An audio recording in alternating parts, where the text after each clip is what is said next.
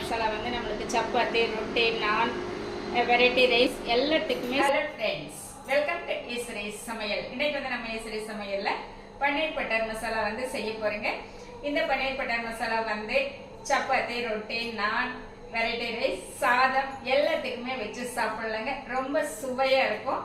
இன்னைக்கு வந்து நான் ஒரு நல்ல ஒரு டேஸ்ட்ல செய்ய போறேங்க. குழந்தைகளுக்கு ரொம்ப ரொம்ப பிடிக்கும். இப்போ இந்த ரெசிபி எப்படி செய்யலான்ட்டு பார்க்கலாம். இன்னைக்கு வந்துட்டு நம்ம பன்னீர் பட்டர் மசாலா வந்து செய்ய போறோங்க. அதுக்கு வந்து நம்ம ஒரு மசாலா ரெடி பண்ணணும். ஒரு ஸ்பூன் வெண்ணெய் சேர்த்திக்கலாம். வெண்ணெய் வந்து நல்லா உருகிடுச்சுங்க. இந்த லென்த்துக்கு ஒரு பட்டை எடுத்து 2-3 பீஸாக கட் பண்ணி வச்சுருக்கேன், சேர்த்திக்கலாம். 2 ஏலக்காய் சேர்த்திக்கலாம். முந்திரி ஏலக்காய் கொஞ்சம் வறுபட்டதுக்கு அப்புறமா நம்ம ஒரு பெரிய வெங்காயம் கட் பண்ணி வச்சுருக்கேன், சேர்த்திக்கலாம். கூடவே 3 பல் பூண்டு, இந்த லென்த்துக்கு ஒரு துண்டு இஞ்சி எடுத்துகிட்டு இந்த மாதிரி கட் பண்ணி வச்சுருக்கேங்க, இதுவும் சேர்த்திக்கலாம். ஒரு வரமிளகாய், ஒரு பச்சை மிளகாய் இந்த மாதிரி கட் பண்ணிவிட்டு சேர்த்திக்கலாம். இது எல்லாமே கொஞ்சம் வதங்கட்டும். இப்போ வெங்காயம் வந்து இந்த அளவுக்கு வதங்கியிருக்கு. இப்போ நான் மீடியம் சைஸில் 3 தக்காளி எடுத்து கட் பண்ணி வச்சுருக்கேன், இப்போ சேர்த்திக்கலாம். இப்போ இது வதங்கிறதுக்கு கொஞ்சமாக உப்பு சேர்த்திக்கலாம். சேர்த்திட்டு கலந்து விட்டுறலாம். அடுப்பு வந்து நீங்கள் மீடியமாக வச்சுட்டீங்க அப்படின்னா இந்த தக்காளியோட தண்ணியிலேயே இந்த வெங்காயம் மற்ற பொருள்கள் எல்லாமே வெந்து வந்துடுங்க. இப்போ நம்மளுக்கு தக்காளி, வெங்காயம் எல்லாமே இந்த அளவுக்கு நல்லா வெந்துடுச்சுங்க. இப்போ வந்து நம்ம இதை எடுத்துட்டு ஆற வச்சு நல்லா அரைச்சி எடுத்துக்கலாம். உங்களுக்கு சப்போஸ் அந்த தக்காளியோட தண்ணி வந்து பத்தலை, அடிப்பிடிக்கிற மாதிரி இருக்குது அப்படின்னா நீங்கள் ஒரு 1/4 டம்ளர் வந்து தண்ணி சேர்த்திக்கலாங்க. அடுத்து நம்ம கிரேவி செய்கிறதுக்கு ஒரு கடாய் வச்சுட்டோம். வெண்ணெய் வந்து ஒரு 3 ஸ்பூன் சேர்த்திக்கலாங்க.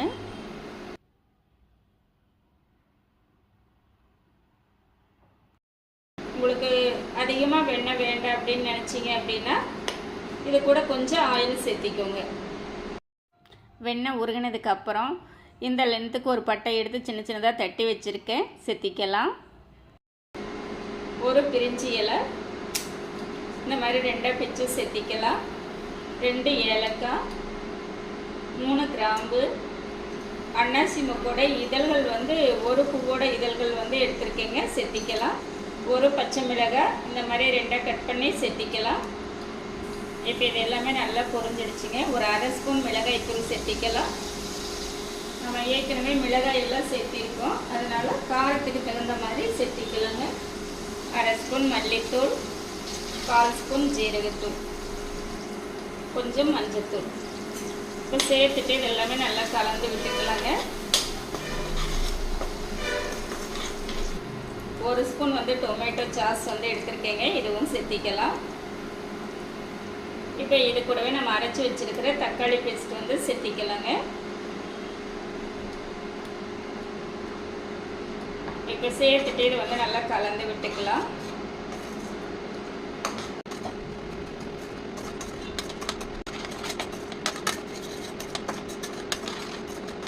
இந்த மசாலா வந்து ஒரு 2 நிமிஷம் வதங்கிட்டோம். காரம் கொஞ்சம் நம்மளுக்கு கம்மியாக இருக்குதுங்க. இன்னொரு 1/2 ஸ்பூன் மிளகாய் தூள் சேர்த்திக்கலாம்.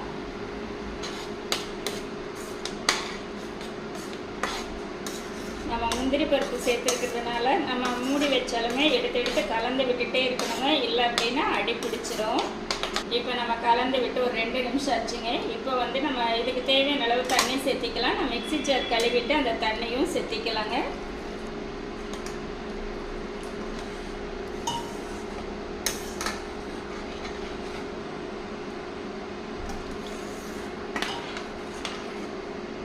நம்ம கொஞ்சம் தண்ணியாக இருந்ததுனால தான் அது ஒரு 5 நிமிஷம் நல்லா கொதிக்கும் போதே நம்மளுக்கு கொஞ்சம் அந்த கிரேவி பக்குவத்துக்கு வர்றதுக்கு கரெக்டாக இருக்கும். இப்போ இந்த அளவுக்கு நம்ம வச்சோம்னா நம்மளுக்கு கரெக்டாக இருக்குங்க. இப்போ நம்ம கிரேவிக்கு தேவையான அளவு உப்பு சேர்த்திக்கலாம். ஒரு 1/2 ஸ்பூன் சேர்த்திக்கலாங்க. ஏன்னா நம்ம ஏற்கனவே தக்காளி வதக்கும் போதும் உப்பு சேர்த்திருக்கோம், அதனால் இது பார்த்து சேர்த்திக்கலாம். மூடி போட்டுட்டு நம்ம அடிக்கடி எடுத்து நம்ம கலந்தும் விடணும். இப்போ இந்த டைமில் நீங்கள் வந்து உப்பு எல்லாமே செக் பண்ணிக்கலாம், உப்பு காரம் செக் பண்ணிக்கலாம். அடுத்து வந்து நம்ம 1 ஸ்பூன் வந்து கரம் மசாலா சேர்த்திக்கலாங்க. சேர்த்துட்டு கலந்து விட்டுக்கலாம். அடுப்பு வந்து நல்லா மீடியமாக வச்சுட்டு மூடி போட்டு நல்லா ஒரு 5 நிமிஷம் நல்லா கொதிக்க விட்டுறலாங்க. இடையில எடுத்து நல்லா கலந்தும் விட்டுறலாம். இப்போ நம்ம 5 நிமிஷம் விட்டுட்டேங்க. நல்லா கொதிச்சு அந்த பச்சை வாசமெல்லாம் போய் அந்த வெண்ணெய் பார்த்தீங்கன்னா பிரிஞ்சு அந்த ஓரங்கள் எல்லாம் கரெக்டாக வந்திருக்கு பார்த்தீங்களா. இந்த டைமில் வந்து நான் 1 ஸ்பூன் சர்க்கரை வந்து பாலில் கலந்து எடுத்து வச்சுருக்கேங்க. இப்போ இந்த பால் வந்து சேர்த்திக்கலாம்.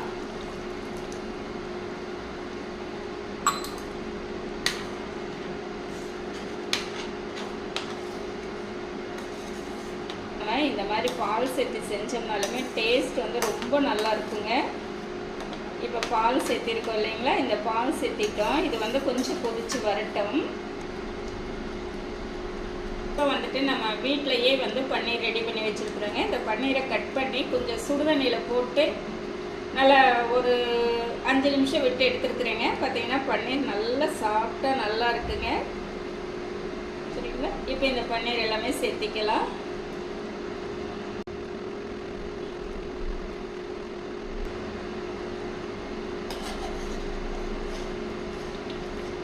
இப்போ லைட்டாக கலந்து விட்டுட்டு அடுப்பை வந்து நல்லா குறைச்சி வச்சுடுங்க. குறைச்சி வச்சுட்டு ஒரு 5 நிமிஷம் விட்டுறலாம். அதுக்கு மேலே விட்டீங்க அப்படின்னா பன்னீர் வந்து லப்பர் மாதிரி ஆகிடுங்க, நம்மளுக்கு சாப்பிட்றதுக்கு நல்லா இருக்காது. சரிங்களா, ஒரு 5 நிமிஷம் இருக்கட்டும். இப்போ நம்மளுக்கு நல்லாவே கிரேவி ரெடி ஆகிடுச்சுங்க. அந்த ஓரத்துல எல்லாம் பார்த்தீங்க அப்படின்னா அந்த வெண்ணெய் வந்து அப்படியே நல்லா பிரிஞ்சு நிற்கிது பார்த்தீங்களா. இப்போ இந்த டைமில் வந்துட்டு ப்ரெஸ் பண்ணி வச்சுருக்கிற கஸ்தூரி மேத்தி வந்து சேர்த்திக்கலாங்க. ஃப்ரெஷ் க்ரீம் வந்து ஒரு ஸ்பூன் சேர்த்திக்கலாம்.